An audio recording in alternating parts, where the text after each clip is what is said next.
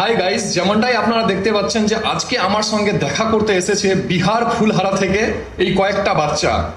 এদের একটাই আবেদন যে আমরা ইউটিউবে মানে কমেডি ভিডিও বানাই, তো আমাদেরকে কিছু টিপস দাও অথবা আমাদেরকে সাহায্য করো। যেগুলো অলরেডি ভাইরাল হয়ে গেছে ভিডিও, সেগুলোকে ফলো করো, সেগুলোকে কপি করো এবং সেখান থেকে কিছু আইডিয়া নিয়ে নিজের কন্টেন্ট তৈরি করো। তো গাইজ, আমি ভাইকে এটাই বলবো যে তুমি যদি কিছু বলতে চাচ্ছ তো ভাই তুমি বলতে পারো, हिंदी में भी बोल सकते हो, ठीक है?